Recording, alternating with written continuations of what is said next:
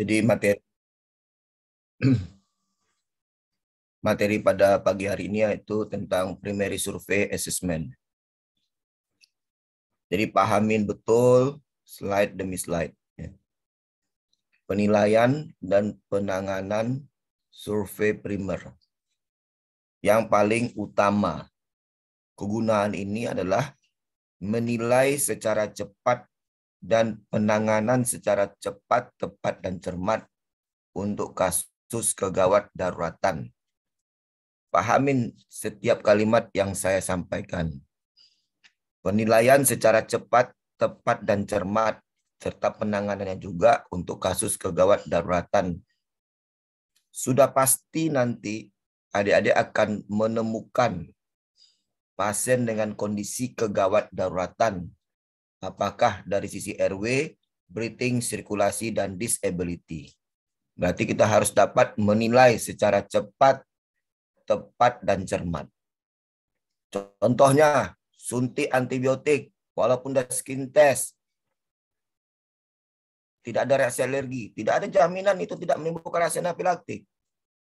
Kemudian pasiennya menjadi ada reaksi anafilaktik. Tiba-tiba pasiennya oyong. Kemudian akarnya dingin. Itu shock anafilaktik. Nah, jadi kita harus dapat menilai secara cepat, tepat, dan cermat. Apa itu RW, breathing, sirkulasi, dan disability. Saya waktu pas jadi dokter PTT dulu, suntik KB aja pasien saya, 3 orang itu shock anafilaktik. Itu suntik KB. Walaupun dikatakan aman. Ya.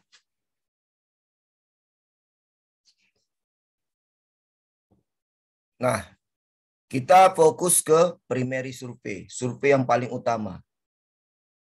Tentu didahului dengan triase. Triase itu menilai secara cepat, tepat, dan cermat. Ya. Ada yang kasus mana enggak? Apakah kasus ini gawat darurat atau tidak? Bahkan gawat darurat mengancam nyawa. Gawat darurat itu shock, mengancam nyawa, udah hampir cardiac arrest. Nah, itu dia ya. Nah, setelah dilakukan penilaian primary survei, kita tanganin primary surveinya, berhasil, kemudian baru kita lakukan secondary survei. Ingat ya, respon time dalam hal penanganan primary survei adalah 5 menit. Indikator nasional adalah 8 menit. Ya. Tapi untuk kegawat daruratan 5 menit. Kenapa? Karena otak tidak dapat sirkulasi yang cukup jika lewat dari 5 menit. Otak akan mengalami hipoksia dan mengarah ke mati batang otak. Nah, tujuan daripada primary survei ini adalah secepat mungkin menemukan kelainan yang mengancam jiwa. Yang cepat dalam hal mematikan, sumbatan jalan napas, RW. Sesak napas mengarah ke gasping, napas satu-satu. Sirkulasi shock mengarah ke bradikardi. Disability, penurunan kesadaran, bahkan mengarah ke tidak sadar. Bahaya daripada ketidaksadaran itu adalah posisi kepala cenderung fleksi. Akibatnya pangkal lidah akan jatuh ke belakang menutup jalan napas. Kita diharuskan memberikan pertolongan yang memadai untuk life saving, menyelamatkan jiwa. Pertolongan ini meliputi resusitasi dan stabilisasi. Resusitasi itu artinya mengembalikan dari kondisi pasien yang tidak sadar menjadi sadar, mengembalikan dari kondisi yang tidak bernapas menjadi bernapas, atau yang henti jantung menjadi tidak henti jantung. Mohon maaf ya adik-adik, saya pikir semuanya kita ini kan ada yang muslim, ada yang enggak juga ya. Dan rata-rata kita kan sudah bangun di kurang dari jam 6. Coba semuanya buka videonya. Karena kalau tutup video saya nggak tahu nih.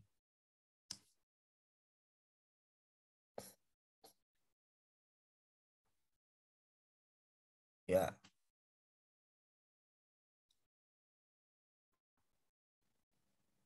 Bagi yang belum mandi nggak apa-apa. Yang penting ini masih banyak. Ini tutup video semuanya.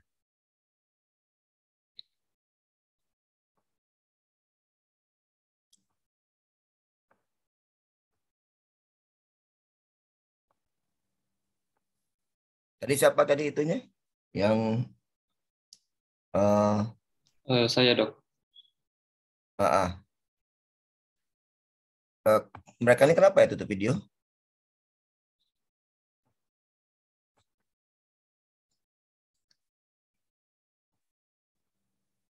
Saya dulu belajarnya mulai jam 3 subuh itu udah belajar saya.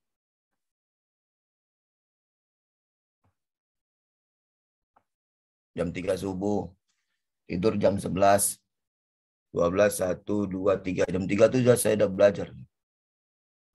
Masuk dulu jam 7 pagi.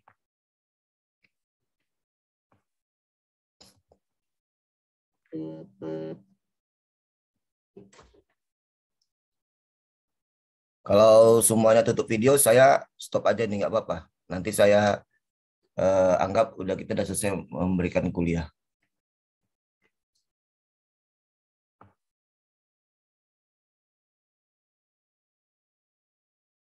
Saya kepingin memberikan materi ini dengan baik supaya adik-adik juga bisa dapatkan materi dengan baik. Nanti kalau memang waktunya belum cukup, ya, mungkin besok atau nanti malam kita lanjutkan lagi. Siapa komtingnya tadi? Saya dok, Hasian dok. Nah, kasihan kalau nanti waktunya nggak cukup, misalnya jam 7 kurang 5 masih ada lagi separuh lagi, ya kita lanjutkan aja nanti malam ya. Ya dok. Maaf. Udah ya, jangan tutup video ya, Dek. Kalau tutup video kayak saya kayak bicara di depan apa ya? Ya nggak baik lah menurut saya. Jadi resusitasi. Resusitasi itu artinya mengembalikan dari kondisi pasien yang tidak sadar menjadi sadar. Dari kondisi tidak bernapas menjadi bernapas. Dari henti jantung menjadi tidak henti jantung. Ya. Kemudian dilakukan stabilisasi. Di mana? Di ruang rawat intensif. Mungkin pasien perlu mendapatkan oksigen yang berkelanjutan. Mungkin pasien perlu dibantu dengan obat inotropik, vasopresor gitu. Ya.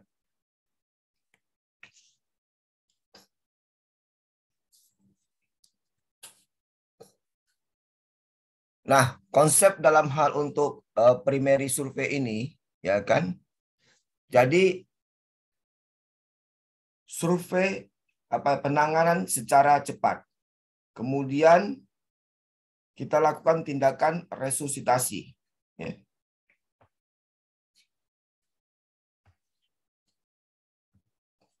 Kemudian tambahan dalam hal untuk primary survei, dalam hal untuk resusitasi.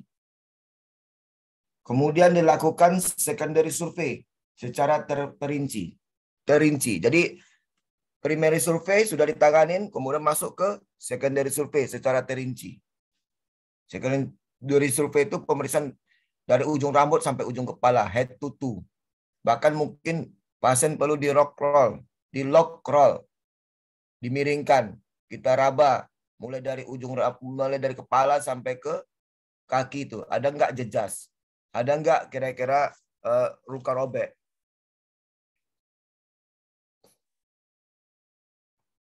Kemudian dilakukan reevaluasi dan perawatan secara definitif. Perawatan definitif ini memerlukan perawatan di ICU. Nah, ini contoh pasien yang mengalami suatu kecelakaan, korban ledakan tabung LPG. Mukanya hangus, didengar ada pneumotoraks karena blast injury, kemudian luka bakar luas, dan adanya fraktur pada betis kiri. Nah, kalau kita nggak belajar konsep daripada primary survei, kita akan terpukau terhadap kondisi pasien dan akan bingung dari mana kita lebih dahulu melakukan, dari mana kita yang duluan melakukan resusitasi. Kalau kondisi kayak gini ya resusitasi. Ingat ya, resusitasi itu mengembalikan dari kondisi yang jelek ke arah yang baik. Maka itu ikuti sistematika airway breathing sirkulasi disability. Saya kasih key-nya ya. RW itu kegawat daruratannya cuma 2. Obstruktif parsial dan obstruksi total. Breathing kegawat daruratannya 2. Sesak napas dan henti napas. Sirkulasi shock dan henti jantung. Disability penurunan kesadaran dan tidak sadar.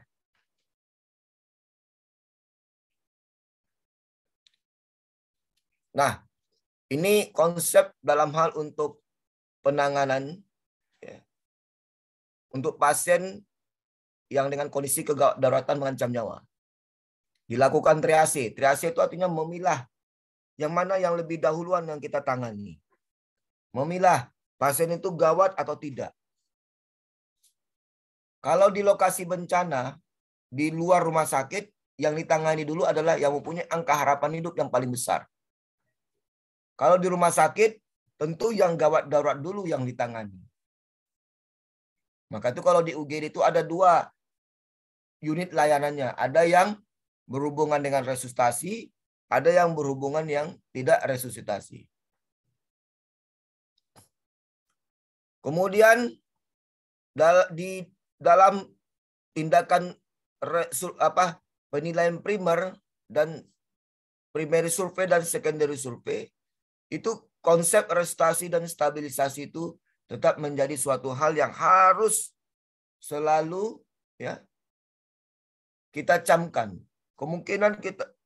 Kemungkinan bisa saja setelah kita lakukan secondary survei, pasiennya mengalami kondisi kegawat daruratan dan masuk lagi ke primary survei. Ya.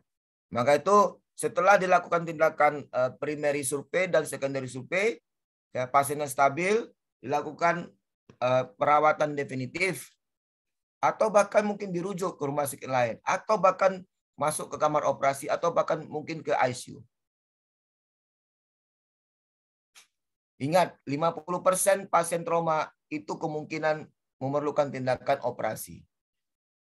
Ya.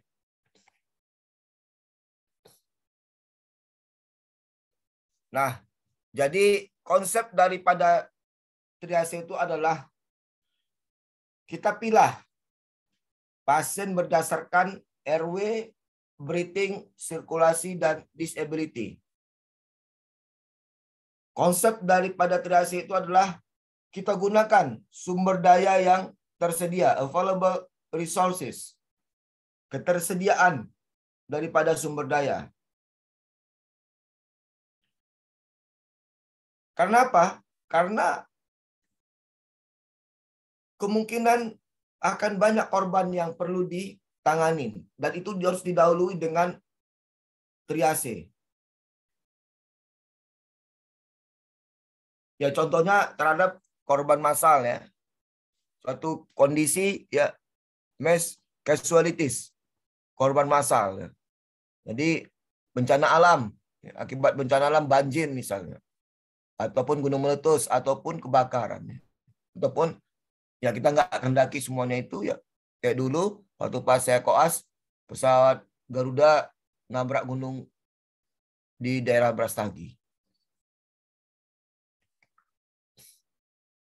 Nah, dalam hal untuk primary survei ya, penanganan terhadap ya kan survei primer dan resusitasi itu penting sekali. Resusitasi terhadap apa? Kondisi yang vital, airway, breathing, sirkulasi, dan disability. Ya. Untuk itu diperlukan ya, tim yang harus bisa menangani secara cepat, tepat, dan cermat. Tim approach.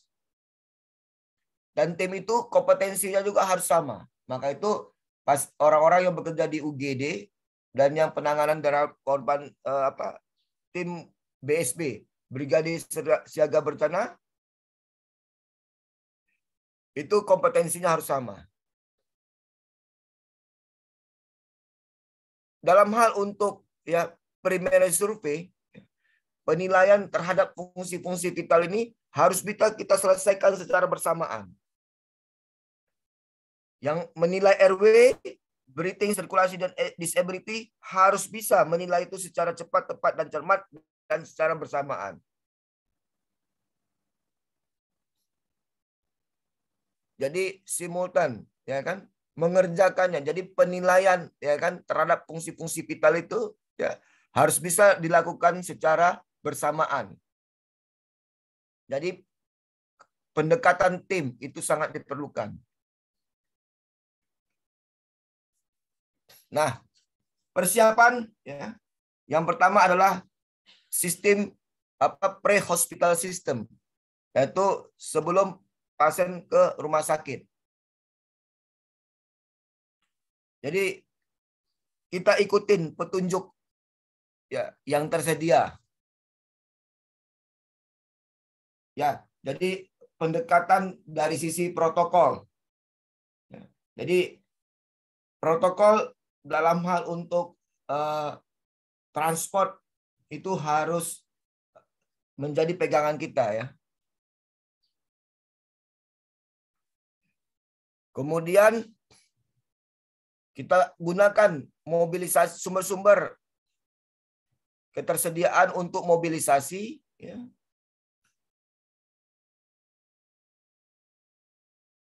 Dan ingat ya, Dek, dalam hal untuk pre-hospital ini ya, kalau memang diperlukan sekali fasilitas penanganan kondisi pasien gawat darurat yang terdekat itu yang kita tuju.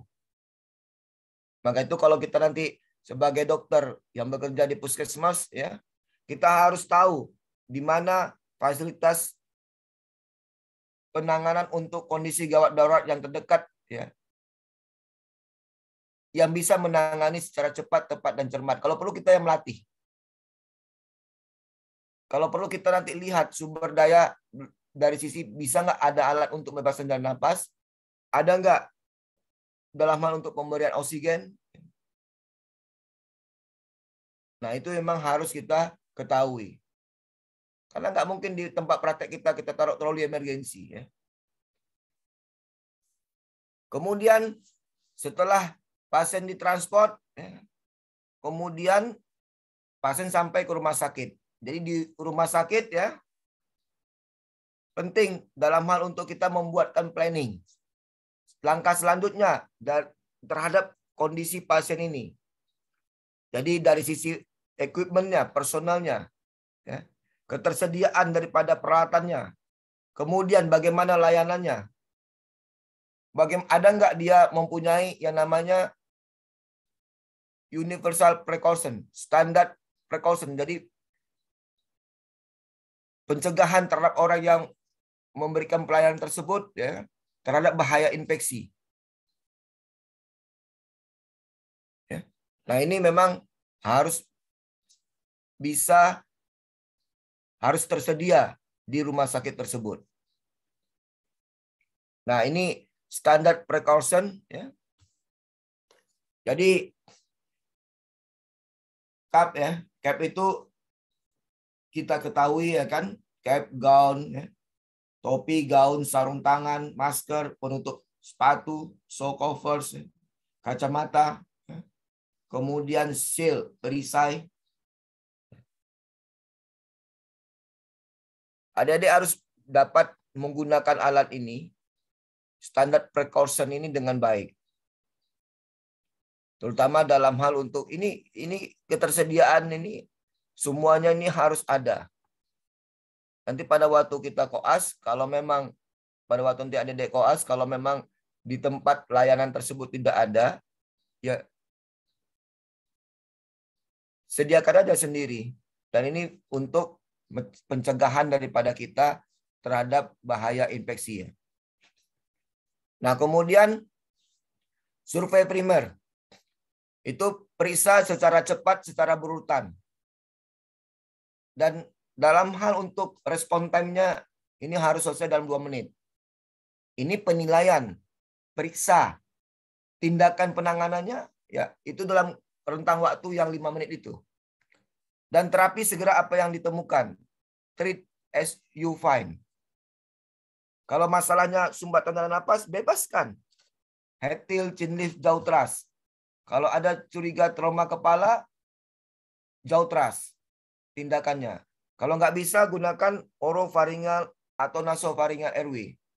Bahkan direncanakan intubasi. Minta ketersediaan anestesi untuk tindakan intubasi. Nah, ini yang saya katakan tadi, saya nggak perlu ngulangi lagi. Primary survey itu fokus di airway, breathing, sirkulasi, disability. Bahkan nanti kalau misalnya adik-adik bekerja sebagai tenaga spesialis, penilaian itu tetap harus juga mulai dengan airway, breathing, sirkulasi, disability. Mulai dengan primary survey, mencari dengan cepat gangguan fungsi vital di sektor airway, breathing, sirkulasi, dan disability. Memberikan terapi suportif dengan cepat pada fungsi yang terganggu. Mana yang terganggu? Apakah breathing-nya? Kalau breathing-nya bermasalah, pasien yang sesak, nilai airway-nya. Apakah ada tanda-tanda gargling, snoring, crowing, hoarseness? Kalau crowing itu spasme pada jalan napas bagian atas, faring-laring. Kalau wheezing, spasme pada jalan napas bagian bawah, mulai dari bronchus, bronchiolus, respiratory bronchiolus sampai ke alveolus. Wheezing khas untuk pasien asma. Kalau crowing itu bisa jadi karena reaksi anafilaktik yang mengarah kepada shock anafilaktik. Setelah fungsi vital stabil, kita lakukan secondary survey. Penilaian secara head to toe. Mencari gangguan fungsi vital dengan teliti. Memberi terapi definitif pada fungsi yang terganggu. Paham ya? Jadi kalau misalnya airway-nya tetap juga menjadi suatu hal yang harus kita atasi, walaupun sudah bebas, mungkin kita perlu rencanakan untuk tindakan intubasi. Nah, dalam hal untuk kita tindakan resusitasi, ingat, secure di airway. Bebaskan dan pastikan jalan napas itu bebas. Berikan pastikan ventilasinya ya, itu bisa terjadi dengan baik sama pasien tersebut. Kalau perlu kita berikan oksigen. Ventilasi itu adalah proses masuknya oksigen dari udara luar sampai ke alveoli dan keluarnya CO2 dari alveoli ke udara luar. Jadi ventilasi dan oksigenasi. Pastikan airway-nya bebas, ya kan? Kemudian berikan oksigen. Kemudian kalau ada sumber pendarahan, lakukan namanya penekanan pada sumber pendarahan itu kalau kelihatan. Kalau di daerah di dalam rongga abdomen, ya mungkin kita perlu lakukan namanya surgical resusitasi. Kemudian penanganan terhadap shock secara adekuat dan cegah jangan sampai terjadi suatu kondisi hipotermia. Temperatur kurang dari 35 derajat Celcius. Jangan sampai itu terjadi. Nah, kita masuk di airway. Sumbatan dan napas pasien yang tidak sadar paling sering disebabkan karena pangkal lidah akan jatuh ke belakang menutup jalan napas. Ini perhatikan ya. Pada orang yang tidak sadar, posisi kepala itu cenderung flexi. Akibatnya pangkal lidah akan jatuh ke belakang menutup jalan napas. Tidak ada orang yang tidak sadar, kemudian dia bisa membuat airway-nya itu bebas. Ataupun dia membuat posisi kepala itu cenderung ekstensi begini. Nggak ada itu. Nah, bagaimana kita menilai jalan nafas tersebut? Kita nilai kesadarannya. Kalau perlu kita ajak dia bicara. Lakukan dengan cara look, listen, dan feel. Look, lihat airway dan gerakan dada. Listen, dengarkan suara nafas. Feel, rasakan hembusan nafas. Lihat gerakan dada. Lihat ada nggak ya kan gerak otot napas tambahan. Nah, tanda-tanda obstruksi parsial itu terdengar snoring, gargling, crowing, hoarseness. Kalau obstruksi total itu terlihat pernapasan jungkat jangkit atau seesaw respiration. Pernapasan jungkat jangkit. Pola pernapasan normal itu pada waktu inspirasi dadanya naik, perutnya naik. Pada waktu ekspirasi dadanya turun, perutnya turun. Kalau seesaw itu pada waktu inspirasi dada naik, perut turun. Pada waktu ekspirasi perutnya naik, dadanya turun. Nah, itu seesaw respiration. Itu tanda orang mengalami sumbatan total pada jalan napas. Warna kulit mukosa yang bagus itu adalah kemerahan. Ujung-ujung jari itu. Tapi pada kondisi shock itu terlihat pucat. Kenapa? Karena pada kondisi shock sirkulasi itu hanya fokus untuk organ primer. Nah, ini RW mengatasi obstruksi atau sumbatan pada dalam napas, lakukan tindakan chin lift dan jaw thrust. Ingat ya, chin lift. Jaw thrust itu dorong rahang bawah ke depan sehingga posisi rahang bawah itu berada di depan rahang atas. Kemudian kalau terdengar suara gargling, lakukan suction. Kalau nggak bisa dengan head tilt, chin lift jaw thrust, bebaskan napas dengan oropharyngeal ataupun nasopharyngeal airway. Dan pada pasien yang curiga trauma kepala atau trauma leher dada, ya kita lakukan proteksi tulang lehernya dengan Dengan C-spine control ya. Jadi dengan apa namanya itu penyangga daripada leher ya. Penyangga dari leher itu ya. Kalau mau perlu dilakukan tindakan intubasi. Collar neck ya, collar neck itu penyangga leher. Kalau misalnya pasien curiga adanya trauma leher. Nah, ini suatu tindakan dalam hal untuk look, listen, dan feel. Nah, si pasien ini coba kita si korban ini penolong melakukan head tilt dan dia melakukan tindakan chin lift sambil mendengarkan suara napas, merasakan hembusan napas sambil melihat gerakan dada.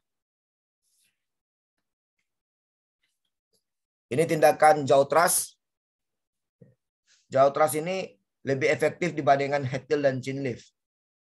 Walaupun head tilt, chin lift, jaw thrust disebut dengan manual pembebasan dalam napas tanpa menggunakan alat. Kalau ini oropharyngeal airway, oro itu mulut, pharyngeal itu faring. Dan alat ini dimasukkan melalui mulut sampai ke daerah faring. Nah, ini nasopharyngeal airway, naso itu hidung, faring itu faring. Jadi dimasukkan melalui hidung sampai ke daerah faring. Kalau oropharyngeal airway hanya bisa digunakan pada pasien tidak sadar. Tapi kalau nasopharyngeal airway bisa pada kondisi apatis, somnolen, apalagi sopor dan koma. Jadi tindakan-tindakan ini ya jika dilakukan dengan baik, walaupun kita mungkin tak bisa intubasi, banyak pasien yang dapat tertolong. Nah, ini tidak boleh kita lakukan untuk membebaskan napas, yaitu dengan cara neck lift. Neck lift tak boleh. Head tilt pada pasien trauma itu tidak boleh. Kalau misalnya jaw thrust tidak bisa, boleh dengan tindakan chin lift. Tapi chin lift dengan hati-hati ya. Nah, pada jalan napas waspada terhadap sumbatan jalan napas. Kemudian cedera dada dengan gangguan napas dan cedera tulang leher. Ingat ya, pada trauma kepala, leher, dan dada, kita harus curiga kemungkinan ada trauma ataupun cedera pada tulang leher. Maka tuh proteksi terhadap tulang leher tersebut dengan pemasangan daripada collar neck itu harus kita lakukan sampai kita pastikan bahwasanya tulang lehernya tersebut aman. Misalnya dengan pemeriksaan scanning. Sampai jam berapa nih kita Rasian? Jam 7, Dok. Oke, nanti kita sampai PPT yang ke-40 kita stop dulu ya. Iya, Dok. Nah, kemudian nanti malam kita lanjutkan lagi ya. Nah, mungkin sekitar jam 9 lah. Ya. Boleh begitu? Boleh, Dok. Oke, kemudian lindungi leher dari gerakan. Nah, jadi ini dia collar neck ya. Ini collar neck. Ya, collar neck.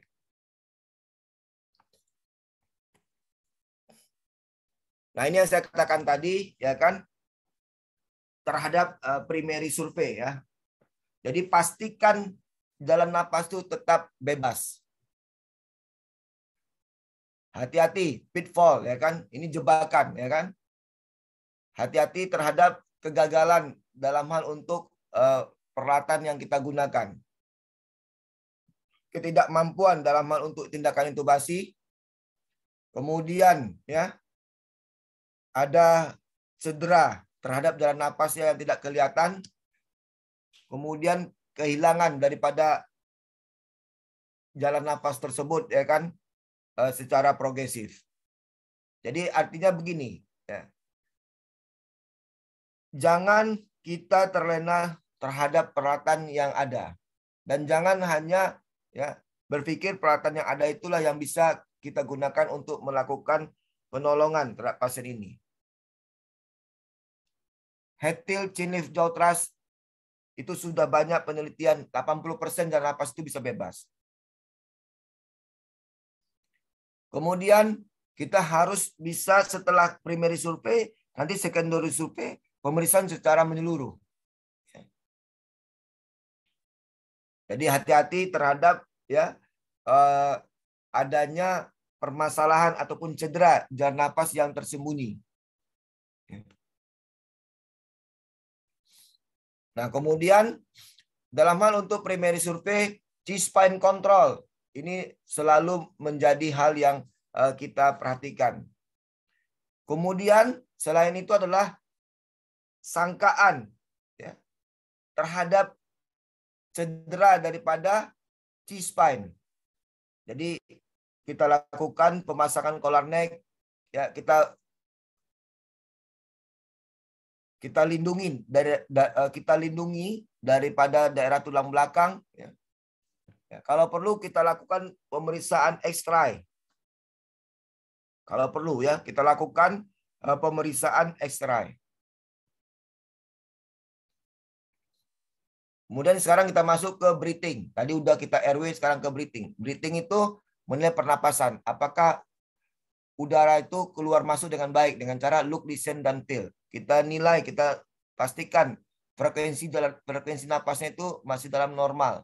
Frekuensi napasnya normal itu 12 sampai 20 kali per menit, tidak ada pernapasan cuping hidung dan tidak ada ya kan pernapasan yang memperlihatkan cekungan sela iga. Itu tanda seseorang dengan obstruksi, salah satu obstruksi total pada jalan napas. Nah, ini ya kan pertolongan yang pertama terhadap pasien sesak itulah berikan oksigen dengan mempergunakan alat simple mask. Kalau dia tidak bernapas atau pernapasan gasping, diberikan bantuan nafas dengan alat ambu bag atau bag valve mask ini. Atau kalau memang nggak ada alat ini dan kita tahu pasien ini riwayat penyakitnya itu bukan penyakit yang berbahaya, ya, kita lakukan mouth to mouth, pemberian napas buatan. Saya berapa kali memberikan mouth to mouth. Terakhir kali itu sama salah seorang mertua saya dan bagus hasilnya. Breathing, ya. Kalau di breathing itu selain tadi yang kita lihat ya kan, napasnya itu sesak ataupun henti napas, kita lihat ada nggak tanda-tanda pneumotorak atau tension pneumotorak atau flail chest atau hemotorak berat dan contusio paru. Contusio paru ini cedera paru. Jadi ada cedera trauma dada, ya. Kita palpasi, nggak ada apa-apa, tidak ada fraktur. Kemudian beberapa jam kemudian pasien sesak, ternyata parunya cedera. Contusio paru, udem parunya, lebam parunya. Hemotoraks itu adanya darah dalam rongga pleura. Atau flail chest, itu fraktur costa, ya flail chest itu frakturnya banyak fragmen. Jadi costa itu patah ya kan, terdiri dari banyak fragmen. Itu namanya flail chest itu. Atau tension pneumotorak, adanya udara dalam rongga pleura. Atau pneumotorak terbuka. Ya. Jadi seperti ini contohnya ya kan. Rongga toraknya cedera, terbuka, kemudian udara berada dalam rongga pleura tersebut. Nah, kita lakukan tindakan primary survey itu dengan dekompresi pneumotorak. Ini khususnya untuk tension pneumotorak. Di mana dia dilakukan? Di titik pertemuan ya garis lurus ya, diambil dari tengah klavikula, terus interkosta kedua. Interkosta kedua. Paham ya? Jadi kosta kedua ini tarik garis lurus, ya, ya garis lurus tadi ya. Kosta kedua, kemudian titik pertemuan garis, ya, garis itu tegak lurus, kick off-nya itu dari tengah klavikula, ya. Kemudian titiknya itu adalah pertemuan garis tengah yang diambil dari tengah klavikula dengan interkosta kedua. Nah, itu dia titiknya. ICS 2. Ya. Menggunakan spet 10 cc, ambil siringnya, terus diisi separuh dengan air, kemudian pelan-pelan ditusukkan di titik tersebut. Nanti kalau keluar gelombang udara, ya itu artinya udara sudah mulai keluar. Dan pasiennya nanti akan berkurang rasa sesaknya. Kita masuk ke sirkulasi ya.